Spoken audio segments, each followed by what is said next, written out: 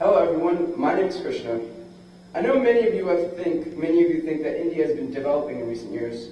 Many of you would be right, the IT industry has been booming in like places such as Hyderabad and Bangalore. But I want you to throw that out the window. I lived in India for several years, and I noticed that many people have been living in the worst conditions. People were living in tents supported by tarps, so they didn't even have toilets to go to the bathroom. They were going on the streets and stuff like that. Yeah. I understand that the problem has been reducing in recent years, but the problem is still prevalent. We need to move toward a new definition of development, which involves ordinary citizens like all of you here, and governments of all levels. My solution to this problem involves improving economic opportunities and promote a higher standard of living. Better education has to be given in villages. American teenagers like all of us sitting here, or you, all of us, can help.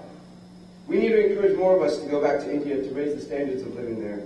We need to go back and show what can be done and help end corruption and increase the number of voters. I believe that we can give every Indian the minimum requirements of life, including a house, toilet, and clean water. There are also many educated people in this room, doctors, engineers, pharmaceutical company owners, stuff like that. Many of you came to America, left India, not many are left in India. What I suggest is, how many of you want to become engineers, doctors here? Raise your hand. Majority vote, right? How many of you are thinking of staying here after you graduate out of high school, college? Majority vote again. We should take our education and better the lives of families living in India to make the children of India experience the same childhood as we grew up with here. Thank you for your time, everyone.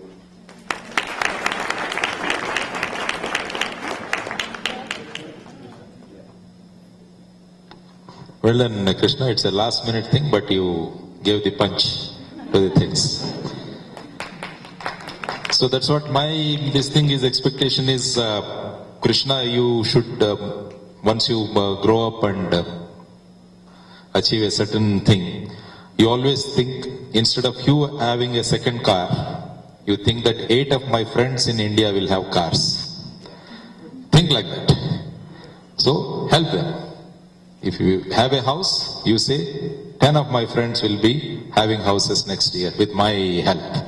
So this is what, if each of you decide like this, definitely I think there is a lot of hope. Definitely there is going to be change with your generation. Yeah? Thank you very much. You did very well. Any response from the audience to Krishna's this thing? A response from you, because he asked you only. Predominantly you wanted the young generation to respond. Yeah. Any response? Okay. Yeah, yes. I understand where you're coming from. I'm guilty as charged. I want to study here, I'm doing doctor here, and I want to stay here and then be rich, right? But I think the primary reason why we all think that we want to stay here is because we're scared to go back to India. We're scared to see somewhere we love, and we're scared to see something that we don't love once we go there. So we'll try to make a very lovable atmosphere there so that you all can come and you can keep loving and taking interest in the development there also. So Anisha, will you come to an end? Yeah. Yes.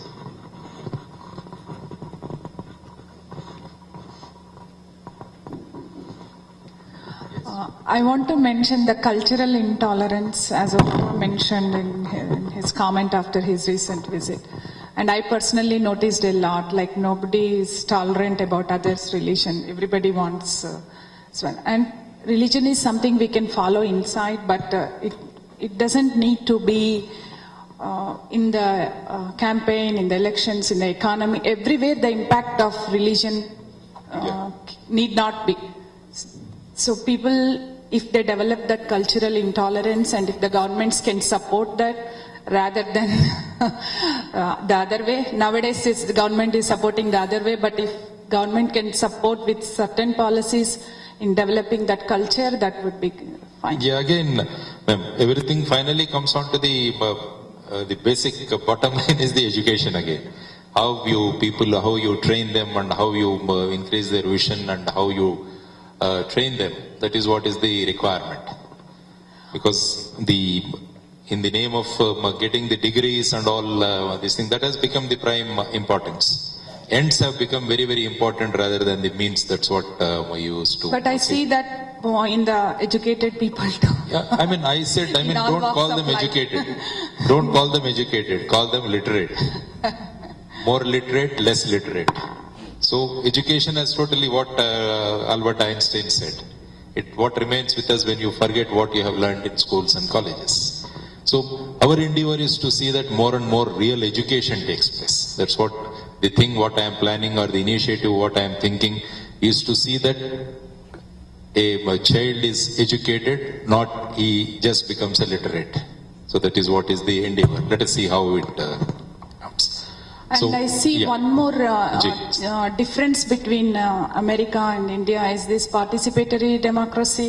Like for all the township meetings, some of our friends represent a lot and do a lot Yeah. of service in the town.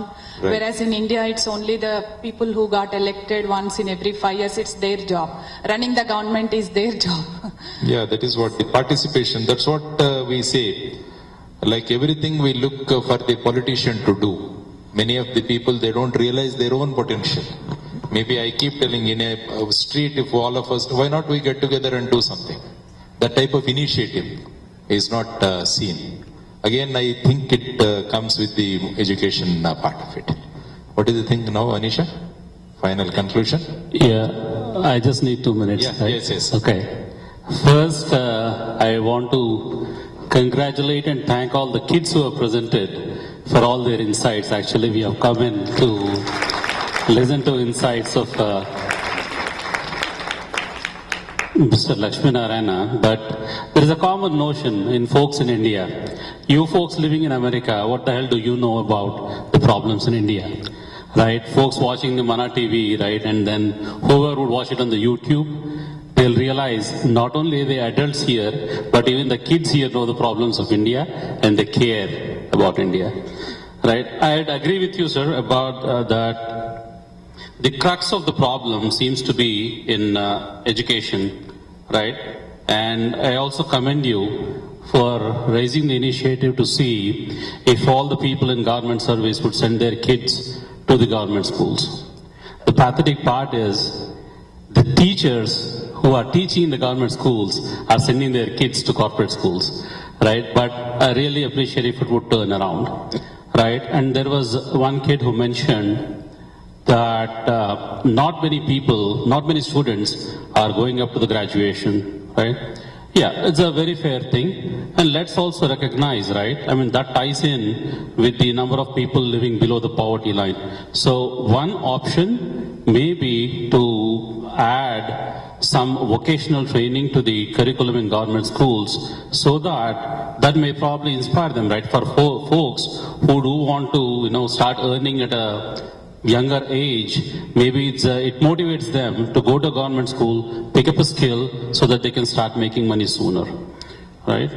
Next is, again, I really appreciate you for, trying to distinguish between being illiterate and being educated, right? I think lot of focus on values is being lost. Again, as you said, we are sitting on a treasure of culture, of values, right? I mean, that's recognized the world over, but we are unable to tap into it because the entire focus is basically marks-oriented education, right? What do you need to get into engineering? MPC, right?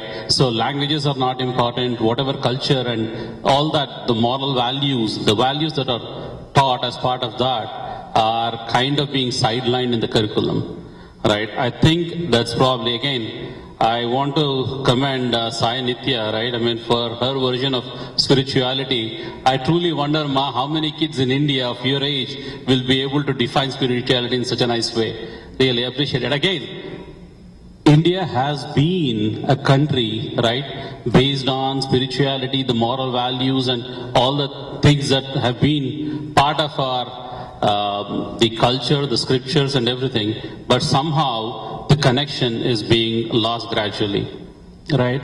And The last thing I want to touch upon is income inequality, right? Quite a few speakers have raised it.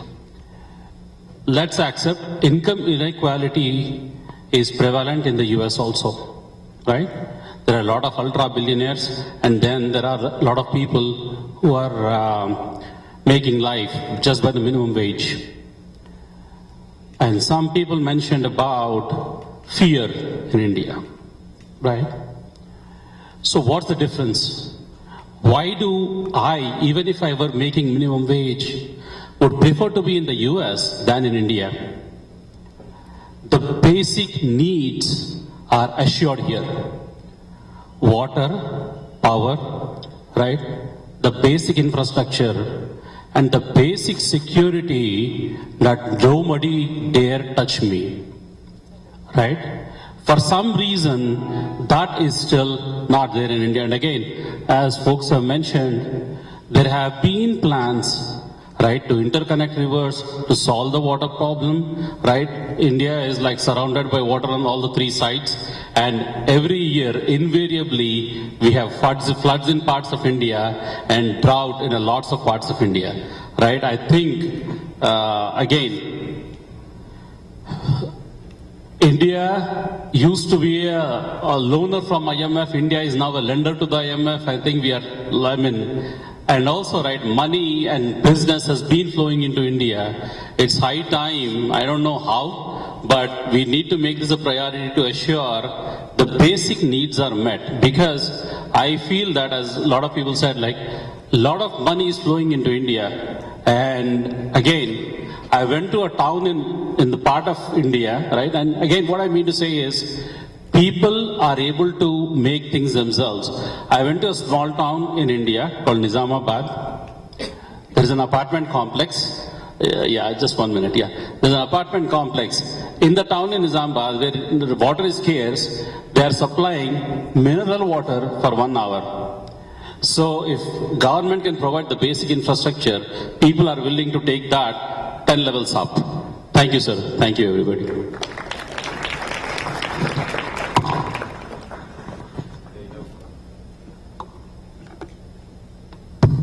We have concluded well, sir. I think you have covered almost all the topics raised by the kids. Let's give a round of applause for all the speakers and their wonderful speeches. And Mr. Lakshminarayana for his insightful reflections.